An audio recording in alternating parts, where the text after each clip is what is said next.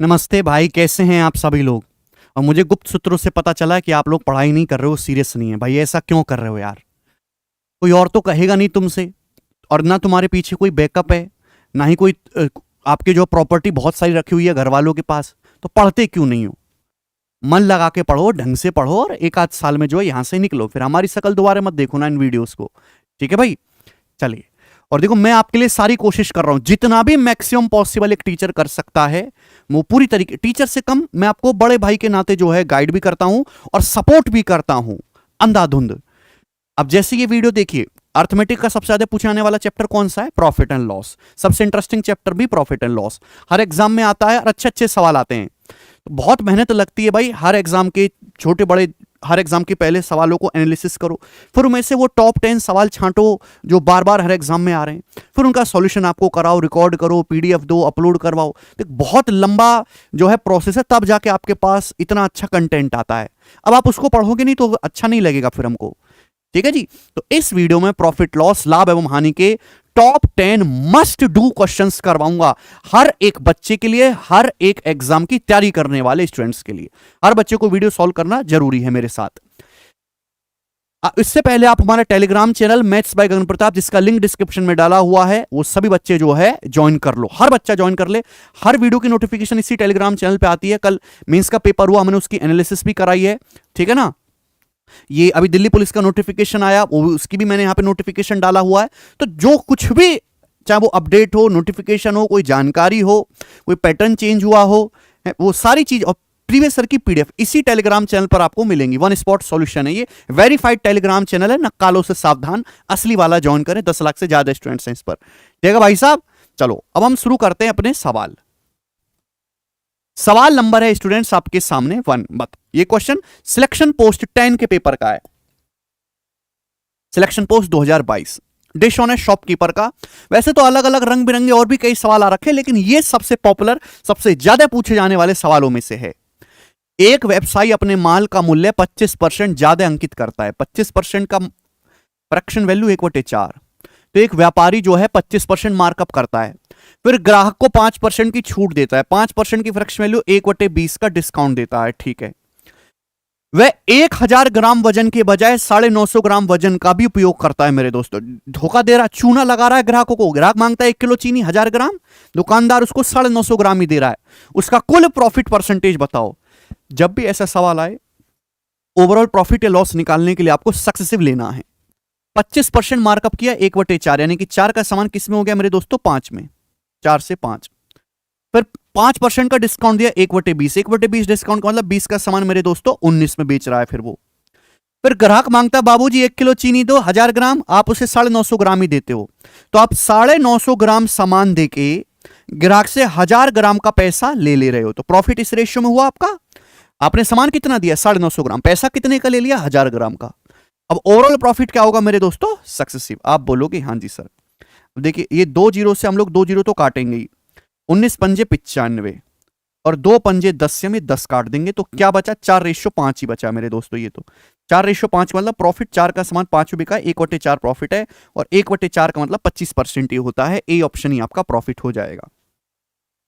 खत्म सवाल। इससे आसान सवाल पूरी दुनिया में बनता नहीं है। अगला करेंगे भाई साहब, क्वेश्चन नंबर 2 बनाओ। एक आदमी किसी सामान का 1/3 15% प्रॉफिट पर, 1/4 20% प्रॉफिट पर, और बाकी को 24% के प्रॉफिट पर बेचता है। कुल प्रॉफिट 6240 रुपए का हुआ उस आदमी को कुल प्रॉफिट। तो आपसे पूछा है वस्तु का सीपी यानी कि क्रिय मूल्य क्या है। ठीक है ना। For the cost price of article. एक आर्टिकल खरीद के लाया, उसको ही तोड़ तोड़ के बेच रहा है। 1/3 बेचा है 15% प्रॉफिट पर, अभी 1/4 बेचा है 20% प्रॉफिट पर, और बाकी सामान बेचा है 24% के प्रॉफिट पर। तो आप मुझे बताओ, उसने आर्टिकल को किस रेशियो में ब्रेक किया, उसने सामान को कैसे ब्रेक किया? जवाब दो आप मुझे। तो आप कहोगे सर यहां 3 भी करना है, 4 भी करना है। तो 3 और 4 का एलसीएम क्या मान लेते हैं कि जैसे टोटल सामान वो 12 बिस्कुट खरीद के लाया, तो 12 का 1/3 होता है 4। ठीक है भाई। 12 का 1/4 3, 4 3 7 हो गया, बचा कितना? 5 बचा। 5 बचा कि नहीं? 12 का 1/3 4, तो 12 का 1/4 3, 4 3 7 हो गया, बचा 5, टोटल 12 बनना चाहिए। तो बताओ कितना प्रॉफिट हुआ। 4 का 15% 60 प्लस 60 और ये 120 तो हो गया 60 अभी 120 और 120 240% का प्रॉफिट हुआ है मेरे दोस्तों। टोटल कितने सामान पर? 4 3 7 5 12 यानी कि 20%।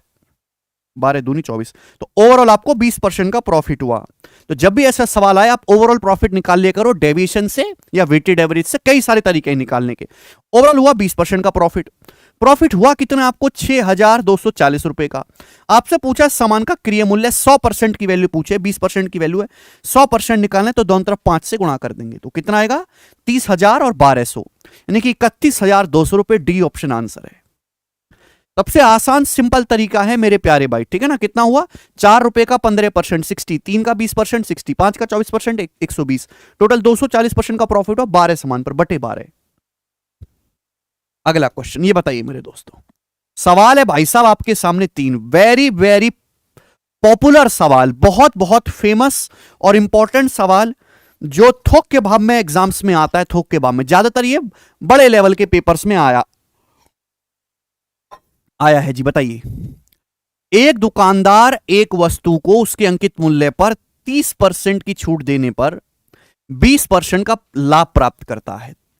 30% की डिस्काउंट देता है, प्रॉफिट होता है 20% का।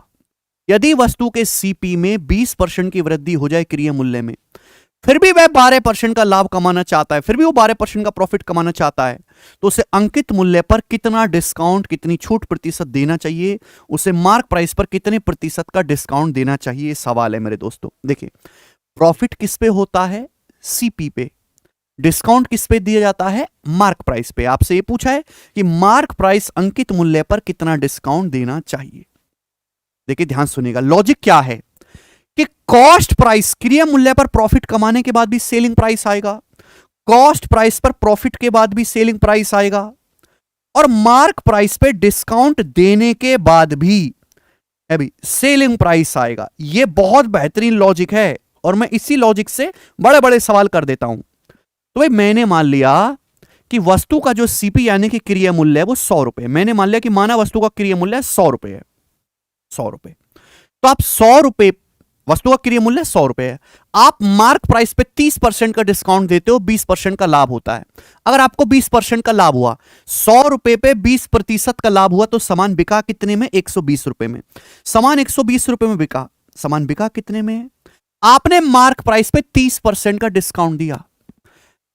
मार्क प्राइस पे 30% डिस्काउंट दोगे तो सामान को बेचोगे कितने? मार्क प्राइस के 70% में, अंकित मूल्य के 70% में आपने बेचा, तो सेलिंग प्राइस को इक्वल कर दिया। सामान बेचा कितने में? 120 रुपए में। सामान बेचा कितने में? मार्क प्राइस 100%, 100% पे 30% डिस्काउंट दिया, तो मार्क प्राइस के 70% में बेचा। अब हुआ क्या? हुआ ये, यदि वस्तु के क्रिय मूल्य में 20% की वृद्धि की जाए, वस्तु का क्रिय मूल्य 20% बढ़ जाता है, ठीक है दोस्त, फिर भी वह 12% का लाभ अर्जित करना चाहता है। पहले तो वस्तु का सीपी 20% बढ़ा दिया, अब जो नया सीपी आया उस नए सीपी पर 12% प्रॉफिट कमाना चाहता है, नए सीपी पर भी 12%। वस्तु का सीपी 20% बढ़ा दिया क्रिय मूल्य, जो नया सीपी आया उस पर भी 12% लाभ कमाना चाहता है, तो सामान को कितने में बेचना पड़ेगा? जवाब दो। ये 20% और 12% सक्सेसिव नहीं हो गया बच्चों? 20-12 का सक्सेसिव क्या होता है? 32, और 20 गुणा 12 240 बटे 100 2.4, 34.4। तो 100 पे 34.4% बढ़ाओगे तो सीपी क्या हो जाएगा? 134.4। आप बोलोगे हाँ सर 134.4। बात क्लियर है? आप बोलोगे हाँ जी सर बिल्कुल सही, एकदम क्लियर है। भाई 100 को 20% बढ़ाओगे मेरे दोस्तों तो कितना हो जाएगा? 120। फिर 120 को भी 12% बढ़ाओगे तो कितना हो जाएगा? 120 को 1.12, ये हो जाएगा नया सीपी। यानी कि आपसे अगर सामान को 120 गुणा 1.12 में बेचेंगे तो मार्क प्राइस के कितने परसेंट बेचना पड़ेगा नहीं निकाल सकते। 100 को 20% बढ़ा 120, 120 को 12% प्रॉफिट कमाओगे तो 120 के 112% या फिर 1.12 में सेल करेंगे। यह बहुत आसान तरीका है, बस एक बार बच्चे को समझ में आए, एक बार बच्चे को समझ में आए। इसमें ना कुछ लिखना पड़ता है ना कुछ सोचना पड़ता है।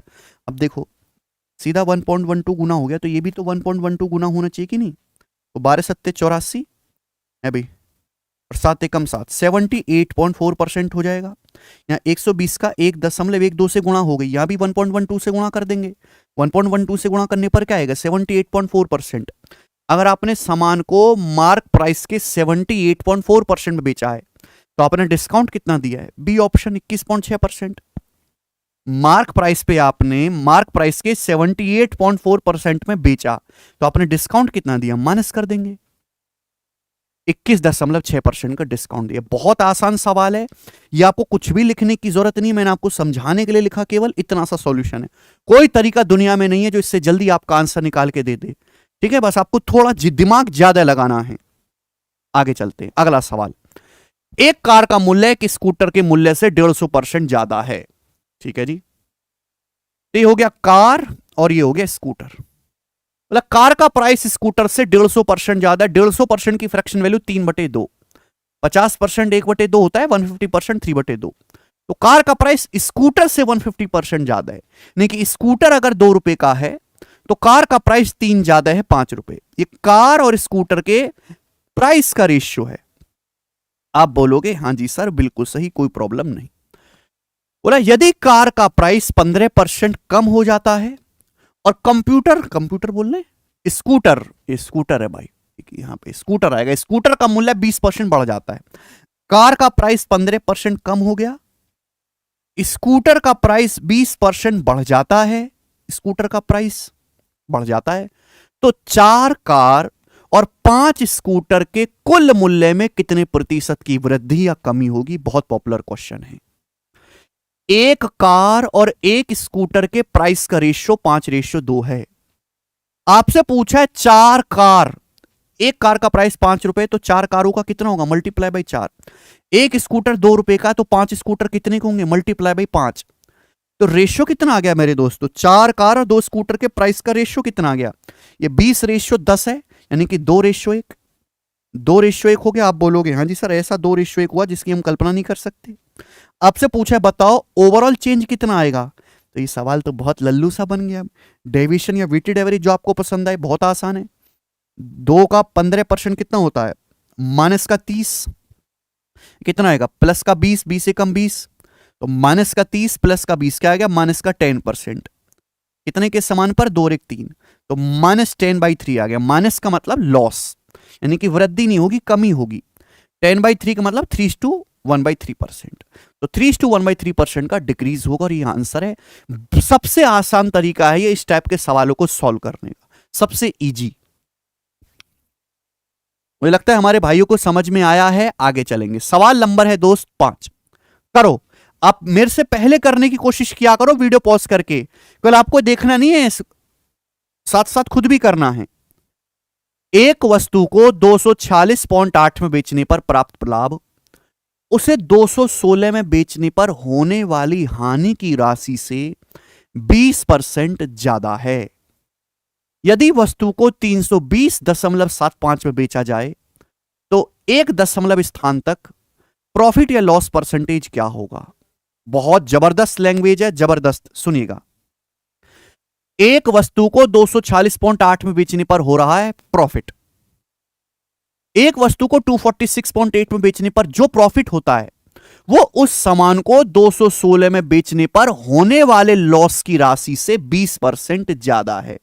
अच्छा, 20% की फ्रैक्शन वैल्यू क्या होती है बच्चों? 1/5। 1/5। ध्यान से सुनिएगा आप। जैसे यह है वस्तु का सीपी यानी कि क्रिया मूल्य। अगर मुझे सवाल सॉल्व करना है तो सीपी निकालना पड़ेगा। अब किसी सामान को 246.8 रुपए में बेचने पर होता है आपको प्रॉफिट, और उसी सामान को 216 रुपए में बेचने पर हो रहा है लॉस। सवाल में क्या बोला है कि 246.8 रुपए में बेचने पर जो प्रॉफिट है, प्रॉफिट वो 216 रुपए में बेचने पर होने वाले लॉस से 20% ज्यादा है। 20% का मतलब 1/5। अगर मैं कहूं कि 216 रुपए में बेचने पर किसी सामान को 5 यूनिट का लॉस है, 5 यूनिट का लॉस है, 5 यूनिट का लॉस। 216 रुपए में किसी सामान को बेचने पर 5 यूनिट का लॉस है, तो 5 का 20% ही तो 1 होता है। 5 का लॉस है तो 5 से 20% ज्यादा क्या होता है? 6। यानी कि 246.8 में बेचने पर आपको 6 यूनिट का प्रॉफिट होगा। बोलो बात क्लियर है। लॉस निगेटिव होता है, लॉस मतलब सीपी से कम है, प्रॉफिट मतलब सीपी से ज्यादा दाम में बेचा गया है। 216 रुपए में बेचने पर अगर आपको 5 यूनिट का लॉस है तो 5 से 20% ज्यादा होता है 6, तो 246.8 में बेचने पर आपको 6 यूनिट का प्रॉफिट है मेरे दोस्त। जो प्रॉफिट है वो लॉस के अमाउंट से 20% ज्यादा है। क्लियर? आप बोलोगे हाँ जी सर। तो बताओ गैप कितने का आया? ये 6 ज्यादा है, ये 5 कम है, तो 6 और -5 11 का गैप है। ये बॉर्डर लाइन से 6 ज्यादा है, ये 5 कम है, 11 का गैप है। रुपए में कितना चेंज आया? ये 246.8 है, ये 216, कितना चेंज है रुपीज में? ये माइनस करेंगे, इसमें से माइनस करेंगे 246.8 में से 216, यानी कि 30.8 रुपए। तो 11 यूनिट की वैल्यू 30.8 रुपए, बताओ कितने गुना? तो 11 दूनी 22, बचेगा 8, 11 अट्ठे 88, 2.8। तो 1 यूनिट की वैल्यू 2.8 रुपए आ गई। कहीं से भी निकाल लो, चाहे यहां से चाहे यहां से। तो 5 यूनिट की वैल्यू क्या आएगी भाई? 1 की वैल्यू 2.8 है, तो 5 की वैल्यू आएगी 14 रुपए। 2.8 पंजे 14 रुपए, यानी कि मैं ये कह सकता हूं कि 216 रुपए में सामान को बेचने पर आपको 14 रुपए का लॉस होता है। 216 में बेचने पर 14 रुपए का लॉस होता है, तो सीपी क्या होगा? 216 प्लस 14, 230 रुपए।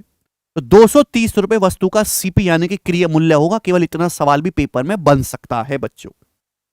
216 में बेचने पर 14 रुपए का आपको नुकसान हुआ, तो क्रिय मूल्य क्या होगा? 216 से 14 रुपए फालतू रहा होगा, 230 रुपए। लेकिन सवाल इससे आगे है। सवाल यह है कि 230 रुपए के सामान को अगर 320.75 में बेचा जाए तो कितने परसेंट का प्रॉफिट या लॉस होगा?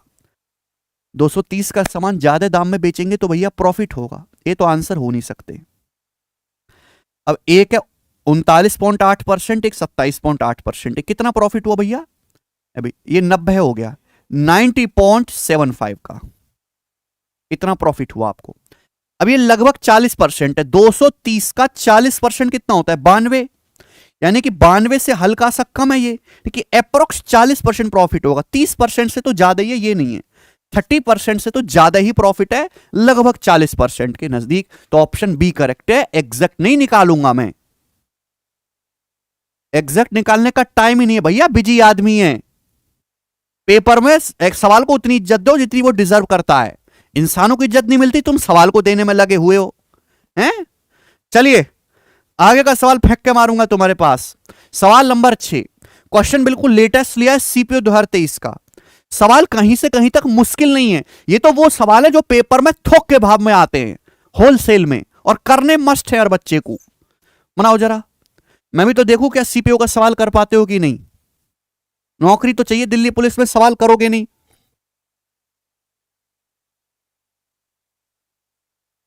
मुझे इसका आंसर चाहिए अल बच्चों से। हाँ, अगर तुमने ये सवाल का आंसर नहीं दिया तो मैं आपको क्या करूंगा? मैं आपको ऑनलाइन शॉक दूंगा। एक ट्रेडमिल का अंकित मूल्य यानी कि एमआरपी, मार्क प्राइस 1250 रुपए है। अंकित मूल्य मार्क प्राइस पर 14% का डिस्काउंट देने के बाद एक दुकानदार को 14% का लाभ होता है। ट्रेडमिल का क्रिय मूल्य बताओ, लगभग अप्रोक्स में क्या होगा? अगर किसी भी साल में डिस्काउंट परसेंटेज और प्रॉफिट परसेंटेज दिया है तो सीपी से एमपी का रेशियो निकाल सकते हैं 100 minus D upon 100 plus P. This is the concept.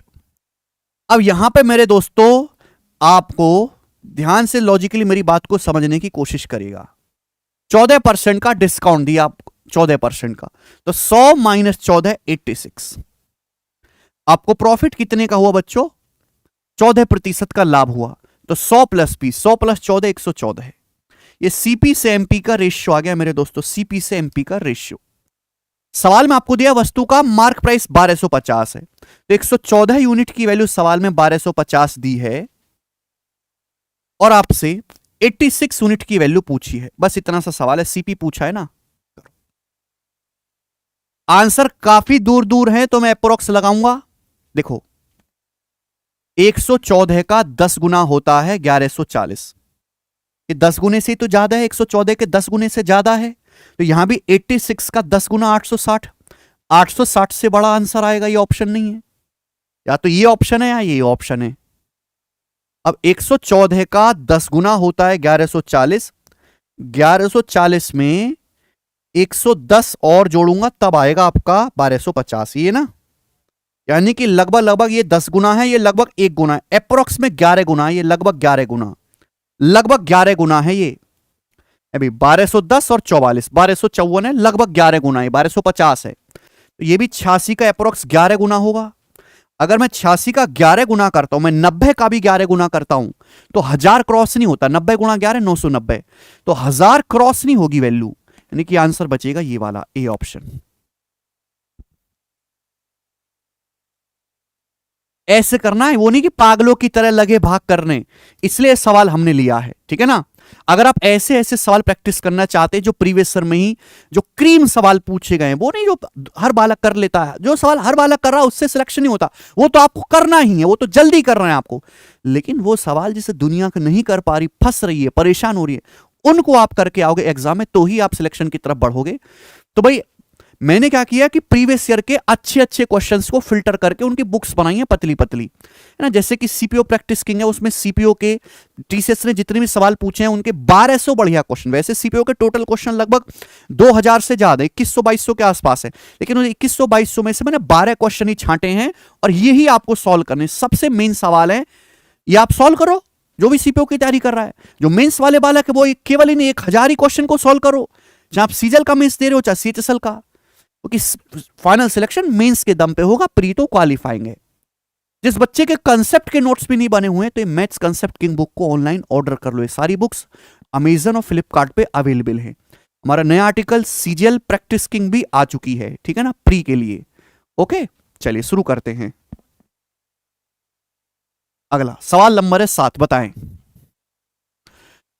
दो वस्तुओं में से प्रत्येक को 2560 रुपए के मूल्य पर बेचा जाता है, दो वस्तुओं में से हर एक को 2560 में बेचते हैं, उनमें से एक वस्तु पर विक्रेता को 14% लाभ होता है और दूसरी वस्तु पर 12% का लॉस होता है। विक्रेता को कुल मिलाकर कितने प्रतिशत का लाभ या हानि, कुल मिलाकर सेलर को कितने परसेंट का प्रॉफिट या लॉस हुआ। देखो ये लाइन बड़ी इंपॉर्टेंट है और ये सवाल बहुत ही भयंकर है। दो वस्तुओं में से प्रत्येक को 2560 रुपए के मूल्य पर बेचा जाता है, दो वस्तुएं हैं मेरे दोस्तों, पहली वस्तु को भी 2560 में बेचा, दूसरी को भी 2560 में बेचा, यानी कि दोनों वस्तुओं को सेम सेलिंग प्राइस में बेचा गया है, सेम सेलिंग प्राइस में, सेम विक्रय मूल्य पर। एक वस्तु पर 14% का लाभ हुआ, दूसरी वस्तु पर 12% का लॉस हुआ। पूछा ओवरऑल कुल मिलाकर दोनों सामान पे कितने परसेंट का लॉस हुआ। अगर दो वस्तुओं को सेम सेलिंग प्राइस पर बेचा जाता है, तो ओवरऑल प्रॉफिट या लॉस परसेंटेज जो होगा मेरे प्यारे भाई, वो क्या होगा, उसका कंसेप्ट है 100x प्लस वाई। अगर आप रेशियो से करेंगे तो भी आंसर आएगा, बट यहां कैलकुलेशन काफी ज्यादा हो जाएगी, ठीक है। तो मैं हमेशा सजेस्ट करता हूं कि ये कंसेप्ट याद रखो, 100x plus y plus 2xy upon 200 plus x plus y percentage, 100x plus y plus 2xy upon में 200 plus x plus y percentage. अब यहां प्रॉफिट है तो पॉजिटिव लेंगे, जैसे कि हम यहां पे x का मान क्या लेंगे, प्रॉफिट हो रहा है तो प्लस 14 है, यहां ये आपको लॉस हो रहा है तो y की वैल्यू क्या लेंगे, माइनस का 12, माइनस का 12। और ये वैल्यू सिंपल सी हम यहां पे रख देते हैं मुंह उठा के, x की जगह 14, y की जगह -12, 14 -12 हो गया 2, 2 की 100 में गुणा 200। अब 14 गुणा -12 क्या आएगा, 168 दूनी 336, और नीचे क्या आएगा बच्चे, 14 -12 2, 200 में 2 जोड़ेंगे 202%। अब 200 में से 336 घटाएंगे तो कितना आता है, माइनस का 136। 200 में से 336 घटाएंगे तो कितना आएगा, माइनस का 136। ये आया फाइनल आंसर, नेगेटिव आया है तो बच्चों आपको गेन नहीं हुआ, लॉस हुआ है, ठीक है भाई। अब -136/202 क्या आएगा, तो लगभग 0.5 तो है नहीं, ये 202 का आधा तो 101 होता है, 136 है, तो 0.5 से ज्यादा है, 0.7% लॉस, बी ऑप्शन। अप्रोक्स में, पूरा नहीं है कि यहां भी गधों की तरह भाग करने बैठ गए, तो लगभग कर ही सकते हैं ना, माइनस है तो लॉस है, पॉजिटिव है तो प्रॉफिट है। तो वेरी वेरी इंपॉर्टेंट कंसेप्ट, मैंने आपको सवाल भी करवाया और कंसेप्ट भी लिख दिया। आगे चलेंगे, सवाल नंबर है स्टूडेंट्स आपके सामने 8, करके बताओ बच्चों। दिस सवाल इज, मतलब ये सवाल ऐसा है जो प्रेजेंट पास्ट फ्यूचर हमेशा से इस सवाल का दबदबा था, है और रहेगा। ठीक है जी, मैंने अच्छे डाटा का सवाल लिया है, करके बताओ। बोला है किसी वस्तु का अंकित मूल्य 2560 रुपए है, एक सेल के दौरान इस वस्तु पर 20% और X% की दो सक्सेसिव छूट दी जाती हैं। यदि वस्तु का विक्रय मूल्य 1679.36 रुपए है, वस्तु का विक्रय मूल्य, तो पूछा है x का मान क्या होगा। x का मान ज्ञात करें, यह आपसे पूछा गया है, मैं जवाब दें बच्चों। कौन करेगा स्टूडेंट इस सवाल को? इस सवाल को करने के तरीके कई सारे, आप ऑप्शन से चेक कर सकते हो, बट मैं इसका सॉल्यूशन बताऊंगा कि कैसे करेंगे। जैसे एक वस्तु का MRP है 2560 रुपए, अब आपने इस सामान पर दो डिस्काउंट दिए। पहला डिस्काउंट दिया आपने 20% का, तो अगर किसी सामान पे 20% डिस्काउंट दोगे तो वो कीमत कितनी रह जाएगी? 80%।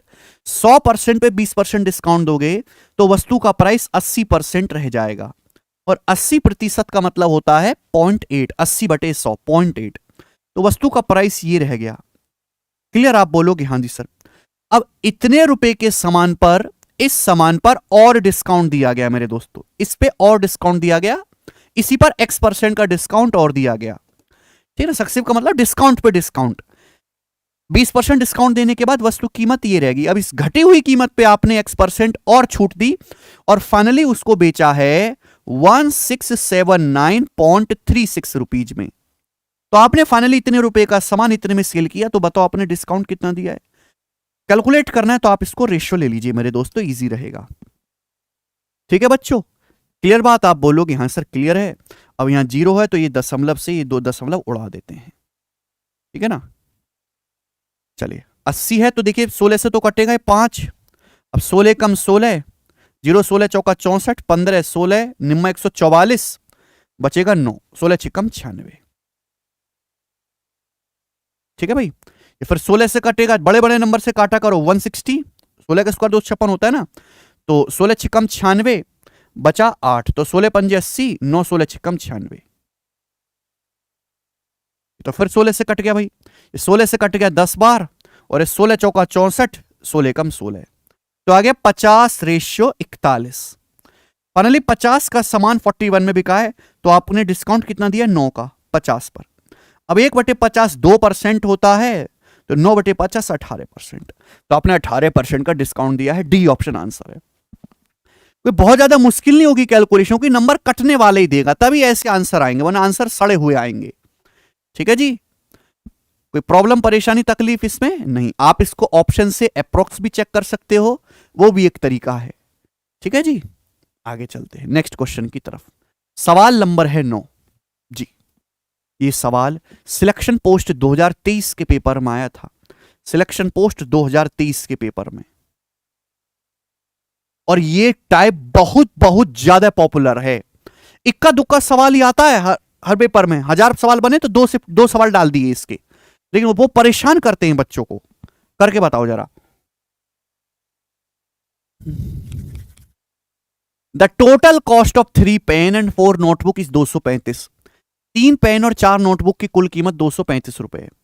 पेन की कीमत में 20% की कमी होती है और नोटबुक की कीमत में 10% की वृद्धि होती है, तो 2 पेन और 3 नोटबुक की कुल कीमत 172 रुपए हो जाएगी। 2 पेन और 3 नोटबुक की कीमत टोटल 172 हो जाएगी।